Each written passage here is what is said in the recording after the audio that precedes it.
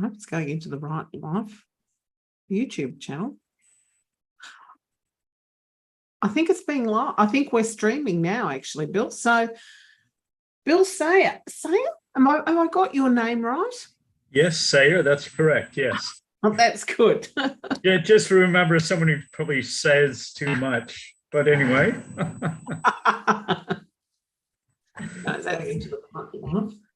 What is it, Joe? There we go. Now I'm back again. Sorry, Bill. Look, you're writing a book at the moment and it's all under production and so forth. And it sounds so fascinating. So I thought I'd have a chat to you today to tell us all about it. But before we go any further, who are you? What makes you tick? Who is Bill Sayer? Okay, I'll try to be brief. Okay. Yeah, go for it. But especially since we're in Australia, and you probably a lot of your audiences are is from Australia. So my first job out of uni was in Amsterdam, and I met an Aussie woman. We got engaged, and then suddenly her father at age 54 had a massive heart attack and died.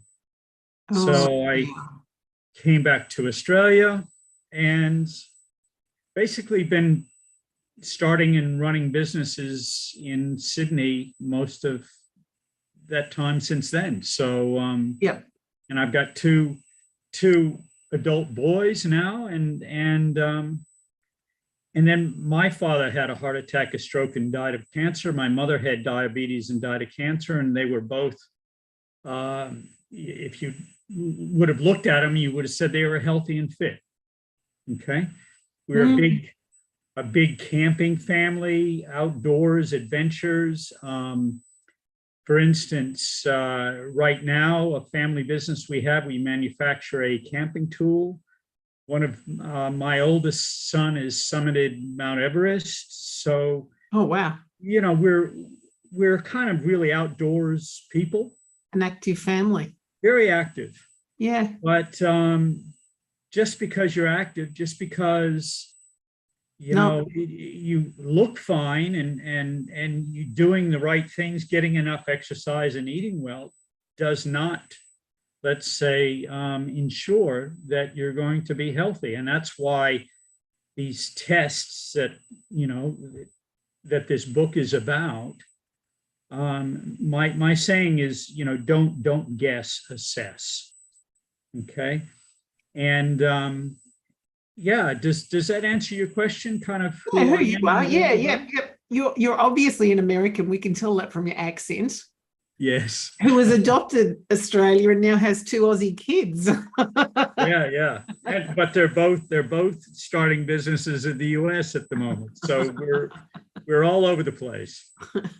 I love it. We're all international nowadays. It's fantastic. Yeah. So the name of your book is tell us all about it. Bulletproof Your Health: 7 Simple Tests that could save your life that your doctor isn't telling you about. And let me just say this. I have the highest admiration for the medical community, especially during this COVID period where so many risk their lives to serve the community. But unfortunately, doctors are really busy. The standard of care is based on diagnosing a symptom, then treating that symptom with drugs or surgery. But the thing is that most of the lifestyle diseases that we suffer from today, like my parents, so there's 5 metabolic diseases that account for 86% of all healthcare costs. And, that's heart attack and stroke. That's the 3 main cancers: bowel, breast, and prostate, diabetes, high blood pressure, and dementia come Alzheimer's. So I heard you right. You're talking 5 diseases are 87%. 86% of all healthcare 86%. costs. Wow. Yeah. And, Wow. and most of us have had family members or friends that have suffered from one of those 5 diseases. Absolutely. My dad died of cancer. He had heart problems and was a very active, fit, not overweight man. Yeah. Who worked outside all his life. Yeah. My mother was overweight, but she still had strokes before she died. She did die late in life, but she still had strokes as well. Yeah. And so that said, I just want to say that, look, this is not medical advice. You know, if you have any interest in some of the things I'm going to say, go see your doctor. This is informational only, okay? And I'm a health coach. So what I do is, you know, I may advise my clients on certain tests to ask their doctor about, okay?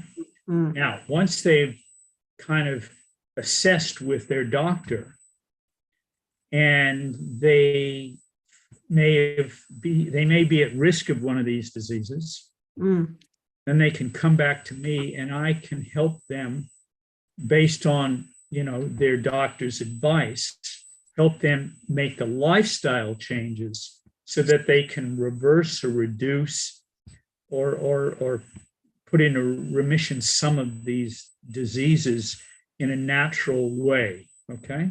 Because they've taken years and years and years to manifest.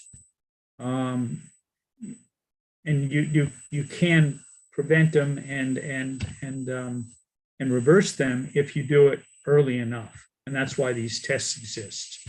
So, Bill, why aren't doctors sending us out to have all these tests to see if we have these problems? Well, because of the way the system's set up. It's not set up for preventive medicine. Only out of the $3 trillion spent on medical care in the US every year, only 4% of it goes to preventive medicine. So whether you're in Australia, in Europe, in the US, the standard of care is set up. You have to have a symptom. And with these diseases, you know, often by the time you have a symptom, it's, you know, this disease is progressed. So it's much better to catch them earlier with these tests so that you can start working on them and fixing the problem before you have serious symptoms. So these tests literally tell you whether you are going to develop cancer or you are going to develop heart disease and all the rest of them as well, diabetes, or you already have a tiny little bit of it already starting, or you're, what are they actually all of those. So, but let me just say this. We don't have a lot of time today, okay? So what I'd like to do is to maybe focus on 3 areas that people can take information or some tests that people can then talk to their doctor about and go away and get some value from our conversation. And then if they want to continue further, I'm happy to, continue a conversation. Okay, does that sound like a plan? That sounds fine. Okay. All righty. Look, to answer your question, the biggest killer for both men and women is heart disease. So heart attack and stroke. Yeah. Okay? To give you an example, you mentioned cancer because everybody's afraid of cancer. But for every woman who gets for every one woman who gets breast cancer, 5 have a heart attack. Okay. And the first time people are aware they're at risk of a heart attack, 60% of the time, the first time they know they're at risk of a heart attack is when they're dead. So, like my wife's father, you know, bit, age 54, bam, died, massive heart attack. So there is a medical test that, let's say, if you're age 50 and above, or even 45, if you've got a lot of, you know, heart problems in your family, okay? But let's say age 50 and above, you can go get a medical test. It's called a coronary artery calcium score, okay? And it's a CAT scan. So you go to your doctor, you say you want to have some assurance that you don't have heart disease. Now, most of us have heard of hardening of the arteries. Yes. Well, what happens is that plaques over time from our diets, our standard Australian diet or standard American diet called the SAD diet, yeah, you know, it can be delicious and enticing and everything else, but over time, if we're not careful, plaques build up in our arteries. And then what happens is those plaques calcify. And that's what hardening of the arteries entails. Okay. Yes. But this test, this calcium score or CAT scan, you go and you get a CAT scan, you go to your doctor, you say, I want to get a coronary artery calcium score. They'll write your script, send you off to get, it's like an X-ray. You get this CAT scan, and it measures the calcification of the plaques in your arteries, okay? And that will then give you a kind of a definitive score of whether you're at risk of a heart attack or not. Right. Okay, all right? Yeah. There's an excellent documentary on YouTube that anyone can watch for free. And it's called The Widowmaker. And The Widowmaker, there's a fellow who basically his life was saved. His doctor told him he was in excellent health. He had some chest pains. He went and got a coronary artery calcium score, found out that he was at high risk. So he attributed that score to saving his life. And he spent $2 million to produce this documentary called The Widowmaker. And so that's something I would suggest. If you're young, watch it for your parents. If you're, at age 45, 50, 55 on up, watch it for yourself. Because these diseases, they start 5, 10, 15, 20 years in advance.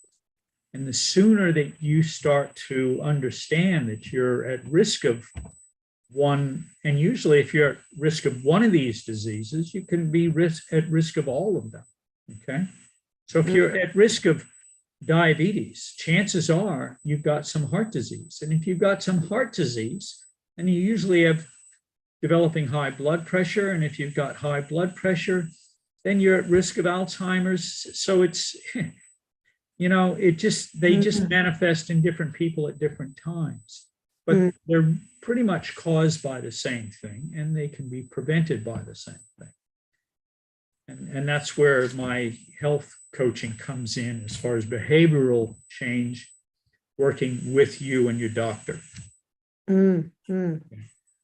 So, so heart attack is our number one risk. And so people, and that's why this calcium score test is really good to get, and they can find out more about it in detail by watching that documentary, The Widowmaker. And what's the second highest cause of death? Is that not bowel cancer, or am I wrong? It would be bowel cancer. Okay, so the biggest killer is lung cancer, but most people know if you're smoking, you're at risk of lung cancer. Okay, but these days, the majority of us don't smoke.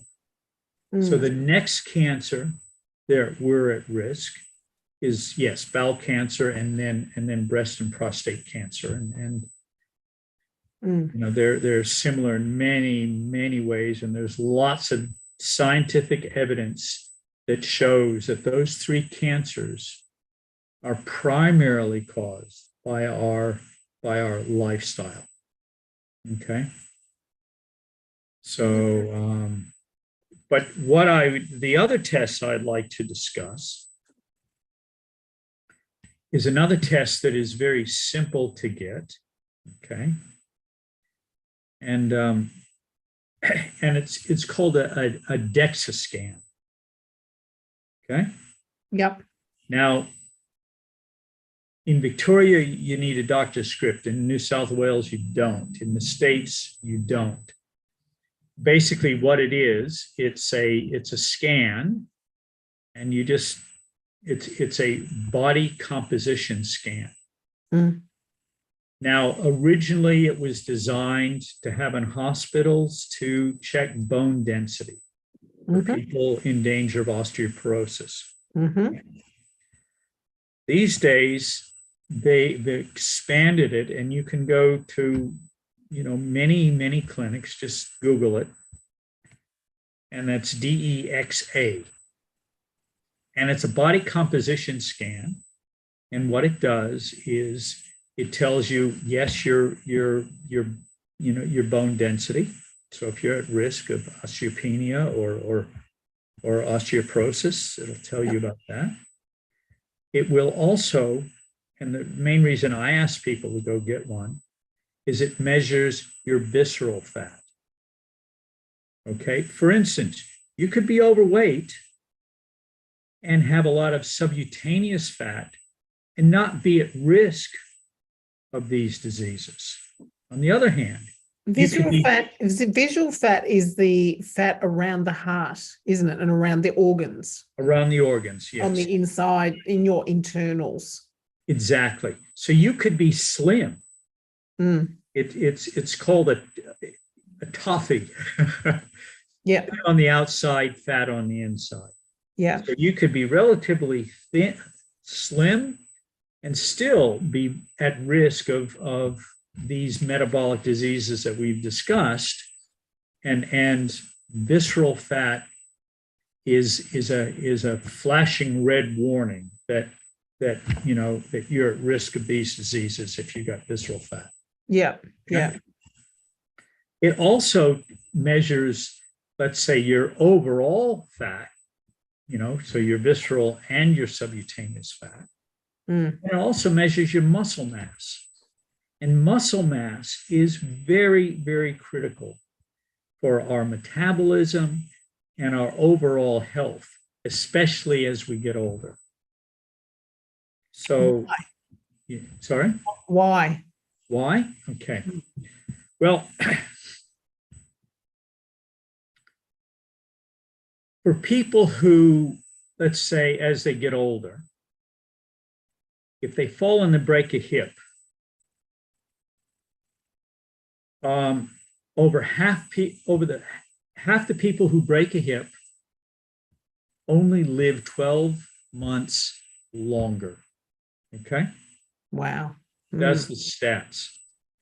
So, and people say, well, you know, I don't have osteoporosis, so I'm not going to break a hip. Well, that's not true. You know, it's not so much about bone density. It's more important to have a certain level of muscle mass. And muscle mass enables you to keep your balance.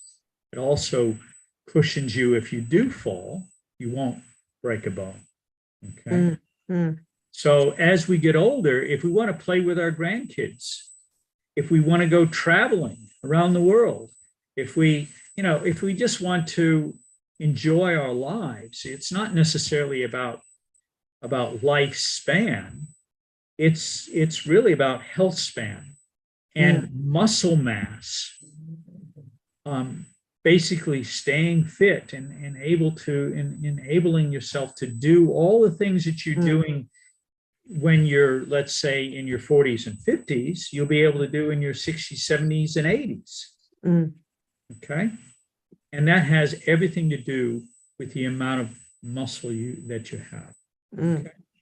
And so the great thing about this test is if you see that you are, let's say, in a lower percentile for muscle mass for your age, and you want to live a healthy, active life into your 60s, 70s, and 80s and beyond, then you really need to, change your lifestyle, go to the gym and do some exercise and things like that.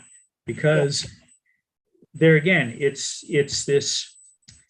the preventive medicine. It's the early warning sign. And that's what these tests are all about. Okay. Yeah. Yeah. So does that answer your question? Yes. And it does about muscle mass. Yes. So we need to know how much fat we've got around our organs to stop the cancers forming, or heart disease coming, or visceral fat has a lot to do with what's called metabolic syndrome. Okay. Right. And generally people who have metabolic syndrome, they are the ones that are at higher risks of the heart attack, the cancers, the diabetes, the high blood pressure, and Alzheimer's. Okay. So basically anyone who is the four pillars of health. Okay. So if you're not eating right, okay, and that, when I say right, whether you're a paleo or a keto or a vegan or whatever, if 80% of your diet should be whole foods, that means not processed food. So if you can eliminate most of your processed foods and eat real food, that goes a long way to helping. Unfortunately, we eat a lot of fast food filled with bad oils and sugar, and so, but getting back to these four pillars of health, that your diet, exercise, sleep, and mindfulness, which basically is broad, but you can say stress reduction. So if you're reducing your stress, if you're getting enough sleep, if you're getting some exercise and you're eating well, then chances are you will not be at risk of any of these diseases. Okay. But you do take these tests, just to see whether you've got to lift your game or not, because some people can get away with a lifestyle that isn't as rigorous, and other people need to be very vigilant. Yeah. So but don't guess. Yeah. That's two tests. What's the next one? What's the other test next one we need to? Well, the four. The other one really is based on, often what happens is two areas that people generally are at risk in let's say the vast majority of people early on, can be high blood pressure, and that's easy to detect. Okay. But that should be being checked regularly by your doctor. Okay? And you should basically, once you get to age 45 or 50, you should be getting a blood test, every 12 months, once a year, you should have a physical with your doctor. Okay. Because, we buy car insurance, we buy health insurance, we buy, our contents and housing insurance and all these other insurances. But our number one asset is our health. And we often take it for granted. Yes. And then unfortunately, we leave it too long, and we wake up one day and we're not going to be able to live the lifestyle we want because we haven't been contributing to our overall health. You know? Okay. So back to those two diseases, diabetes and high blood pressure. High blood pressure is pretty self-explanatory, and it's probably one of the easiest ones to cure. Okay, so diet and exercise will get rid of high blood pressure very easily. Okay, if you do it well. Okay. And the other one is diabetes. Okay.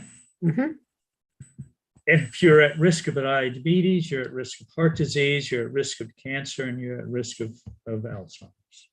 Okay.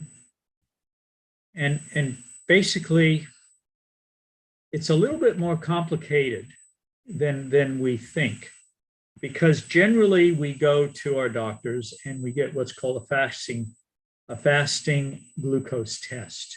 So you fast for 12 hours and then you test your blood sugar with a blood test. Okay. And then because this whole process is really like a detective, being a detective for your health, because often just one, let's say, factor or one indicator isn't enough. Okay. So anyway, if we're overweight, we may have a good, or marginal fasting glucose test. But I would suggest you make sure that in your blood assay, in the blood test that your doctor gives you, to check to make sure there's what's called an A1C. And that gives your blood sugars, it tests your blood sugars over a 3-month period, okay?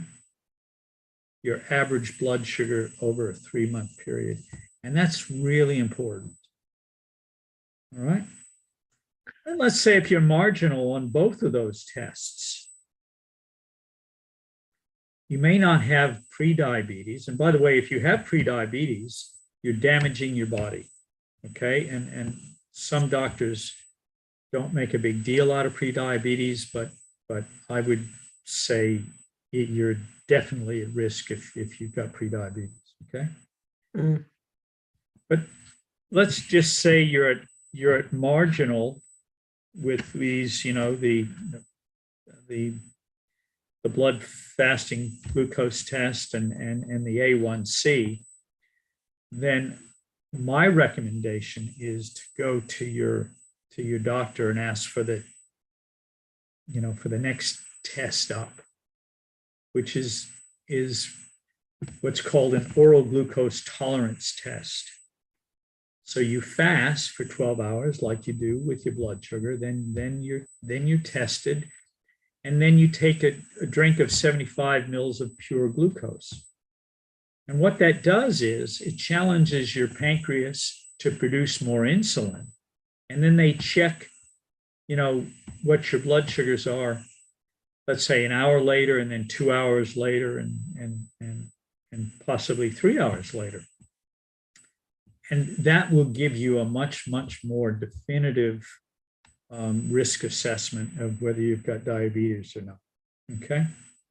So if you've got it in your family, if you're overweight, if you're stressed, and your blood sugars are kind of, you may not be technically diabetic or pre-diabetic, but you're on the margins, it's something that you may want to look into further with your doctor. Okay. Yeah. So if you got high level of visceral fat, that's another kind of, putting your detective hat on. Wow. Yeah, maybe I am at risk of diabetes, so I should take these tests, Right? So, or if you have prediabetes, then you do a DEXA scan and you see that you got visceral fat, And then you go, oh my goodness, maybe I should do a calcium score and get checked to see if I've got, calcified plaque in my arteries, because then I'm at risk of a heart attack and stroke. Or, and if I'm at risk of all these, then I'm at risk of having, getting breast cancer or bowel cancer. So yeah. So that's 3 tests. What's the 4th? Because you've got 7 all up, haven't you? 7 simple. Okay, so you want me to go through all of them? Okay. All righty. Well, okay, I'll go through kind of the order of importance, okay? Yeah. So, as I said, the coronary artery calcium score is the top because you're most at risk of heart attack. Yeah. Then you can get a CMIT test, or let me put it in plain English, okay? You can go to your doctor and you can get a test that what they're doing is they're checking soft plaques in your arteries, okay? And the way they do that is by using an ultrasound. So you go in your doctor's office and you may have to go to a special clinic or to a cardiologist, but some doctors will do this, and they'll take an ultrasound of your carotid artery and to see if you've got a level of plaque buildup there. And see the difference between you have calcified plaque, which the coronary artery calcium score is for. Yeah. And you have soft plaques that haven't calcified yet. And that's what you use this ultrasound to detect. So let's say, there are people that are in their mid-30s and 40s that drop dead of heart attacks. So if you think you're at risk of a heart attack, you got it in your family, you've got some of these other, risk factors and signs, then you can go and check the level of soft plaques that you have in your artery, okay? Because soft plaques are actually more dangerous than hard plaque, okay, than calcified plaque. So is soft plaque what you get first before it calcifies, or is it just something that floats around your blood the whole time? Well, you get soft plaque before it calcifies, yes, okay? The calcification is your body actually trying to, if you want to say, plaster over that soft plaque. It's soft plaques are more prone to rupturing and causing a heart attack or stroke versus a calcified plaque. But the calcified plaque is more accurate to give you kind of a risk level. And that's why that's important. But you don't want to do that until you're in, let's say, 50 and older. Any younger than that, you can get and there's different names, but effectively it's an ultrasound of your artery, okay, carotid artery or your arteries. And that will also give you a much better risk profile than if you've got, let's say, high cholesterol. Yeah. Because you could have high cholesterol and not be at risk of a heart attack. Okay. Or you could have low cholesterol and drop dead of a heart attack. So the blood test isn't always, it's not definitive enough. And that's why I'm talking about these tests because a blood test, you're measuring against a bell curve. You're measuring against the population, overall population. But these tests are actually looking inside your body, seeing if you've got these plaques or calcified plaques that are endangering you. Because you could have high cholesterol, but you're not at danger of a heart attack or stroke, possibly. Like I said, you gather with your doctor, you gather these bits of information, and And the more you get, the greater the knowledge that you have of how to prevent these diseases. Okay? So that's number 4, isn't it? So you've got the calcium score. Yep. Okay. Your ultrasound for your arteries. Yep. Okay. Then your diabetes tests that we went through. Okay. Yep. And now sleep and diet are really important. Now, these 2 tests, you can have medical tests, but for your listeners that they can do at home, okay? First is you really want to check to see if you've got sleep apnea, which is a huge risk factor for heart disease, or that you're getting enough good rest and sleep, okay? And you can get various sleep apps. You just download them. Some of them, a lot of them are for free. Basically, you got a smartphone, you just put the phone next to you on your nightstand, and you turn it on when you go to sleep. And when you wake up, it tells you, how much deep sleep you've had. It will actually record whether you're snoring or not, okay? You can listen to yourself snore, and it will tell you how, whether you snored at all, whether you snored 10 or 15 minutes, or whether you snored all night long. And that is another risk factor, okay, of possible sleep apnea. So if you're snoring a lot, then you want to talk to your doctor about sleep apnea, because that's another huge risk of all these diseases that we're talking about. Okay. So this is a test where you can go and you can do a sleep test. And I've done one of those. Okay. But every night I just turn my sleep app on and I check it in the morning to see how well I'm doing, to make sure that I'm getting enough good sleep, because it's critical. Sleep is when you clear out all the toxins, out of your brain, so that you don't end up with Alzheimer's. Yes. Okay. Absolutely. And lots of other factors. Yes. Okay? It's when so then the other one now is a self-test for for your gut. Okay. Yep. And everybody, the microbiome, the gut is inflammation is a huge risk factor. Okay?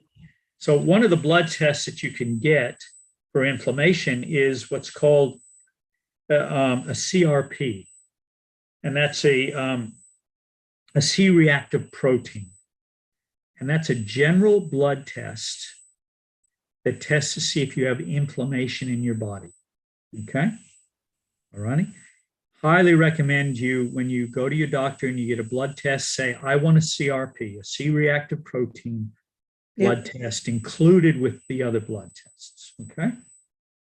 Because that's not a standard test that they normally run either, is it? No, not often. It just depends. It depends on your doctor, depends on your risk profile, etc. But, look at your past blood tests and see if you've had one. And then if you haven't, the next one is get a C-reactive protein. It's called CRP, and it checks your body for inflammation. But now we're going to get a little bit gross. Okay. but this is about self-testing to see if you've got good digestion or not. Okay. And good digestion is a major indicator of whether you're at risk of bowel cancer or not. Okay. So as you get older, some people go and they get, you can go and and get tested by your doctors for bowel cancer. Okay. Mm. This is something that you can do, that you should be doing regularly, because it affects all aspects of your body. Okay. So, fiber is what keeps our bowel healthy. Most of us do not get enough fiber. So the way you can determine whether you're getting enough fiber in your diet or not, okay, is two things. One is what's called transit time. It's from the time you eat something to the time it goes out. Okay, that's your transit time. And ideally, that should be no more than 24 hours. So 24-hour transit time is a good time. Yep. Now, how do you test? Well, go home, you boil up a bunch of beets or roast some beets or get raw beets and put it on your salad or whatever. And so make it a big meal and check when you've got a red stool, because the beets will turn your stool red. Okay? Yeah. And so that's a easy way to test your transit time. Okay? And some people, if you're constipated and you're not having, a bowel movement for, a couple days, you're at risk of that's increased your risk of bowel cancer, because all that stuff staying in your gut and fermenting and you're not getting, rid, and your bacteria in your gut isn't digesting. So if it goes through quicker than 24 hours, it's really good? Or is that? As long as you don't have diarrhea, Yeah. But that leads me to the second one, which is now we're really getting okay. Descriptive. Okay. And so transit time is very important, but also let's say your stool size. So what I mean by that is, if you're getting enough fiber in your diet, your stool within that 24-hour period should be about 30 centimeters or a foot long. Okay. That's a lot of poo. It's a lot of poo, but you may have 3 bowel movements and it could be, 10 centimeters each. Yeah. That's okay. That's fine. But a lot of people, just go once, have that all, get rid of their whole digestive tract, basically, and have 30 centimeter poo in 24 hours. And if you're doing that, wow, your gut is in really top shape. Okay. So, but if you're constipated, if you've got little tiny poos, little bullet poos or hard poos, and you're going all the time, or you don't go for a couple days or whatever, that's a sure sign that your bowel is not, your gut is not healthy. Your microbiome isn't working for you. Okay. Yeah. The best way to fix that is to increase your fiber in your diet. Yep. So no juicing, no soups and stews, pure salads. Well, no, soups can be excellent. I mean, you have a lot of, cooked vegetables, and some people, raw fiber doesn't necessarily agree with them. So look, all animal products don't have any fiber. Okay. So dairy, eggs, meat, no fiber whatsoever. So if you're going to eat those things, you need to have a lot of vegetables and fruit, because that's what contains fiber. And if you're not crazy about salads, then do a big soup or a big stew full of, broccoli and cauliflower and kale and beans and or lentils, all those things that have high levels of Yep. of fiber. Okay. Yep. Yep. Yeah. So so now we're down to, let's say, our seventh test. Okay. Yes. All right. Now, dementia or Alzheimer's, is probably feared even more so than cancer in many ways. Oh, it is actually. It's a shocking. It's shocking because not only does it affect the person who has it, it affects their whole family and community. Yep. It's the saddest one of all of them, I think. Yeah. Yeah. So, now, so slow. Look, if you're at risk of any of these other diseases, then you're at risk of Alzheimer's. Okay? Because basically, cultures that don't have these other diseases, and there are cultures around the world, places that people live, the longest lived populations, they call them the blue zones. You can look that up. And, it was originally started by National Geographic. Okay. Ann Buettner wrote a book called The Blue Zones. And that basically, it tells us that these diseases that we've been talking about are not natural. They're lifestyle diseases.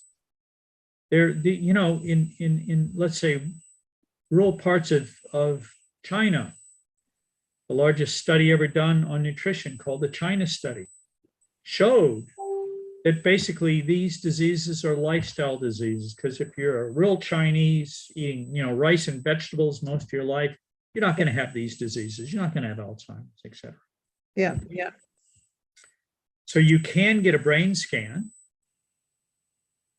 and they're not cheap.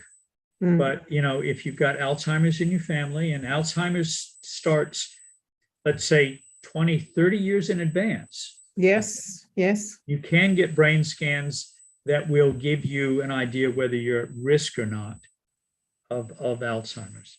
Okay. But what I will say is, if you've got symptoms, or if you show that, you're pre-diabetic, or you've got high blood sugars, if you've got plaques in your arteries, if you're constipated, you don't have good, a good microbiome, good digestion, if you've got high blood pressure, all those point that you're at risk of Alzheimer's. Okay. And there are other tests that they can give, where they ask you a bunch of questions and you have to give them the right answer in a period of time and things like that. And your doctors can do that. But once you start showing symptoms through that kind of test, it's probably too late, Yeah. So you want to prevent it before then. Yeah. And if you're really worried, get a brain scan.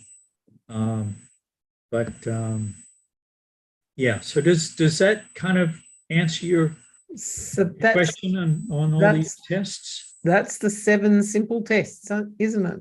Yeah. Yeah. Yeah. So it may sound complicated, but you start with 1 or 2, But that's why I would say, if you measure for your C-reactive protein for inflammation, you measure your A1C for your blood sugars, you get a DEXA scan to measure for your visceral fat, and you get if you're a bit older, get a coronary artery calcium score, to measure calcified plaques. And if you're younger, get an ultrasound of your arteries. Okay. So, and if you come up, and if you're sweet with all those, and you show very little risk of those, then you're doing the right thing, or you're very, very lucky. Yes, exactly. Yeah. Yeah. Yeah. So, but my saying is don't guess, assess. So that's what these tests are about.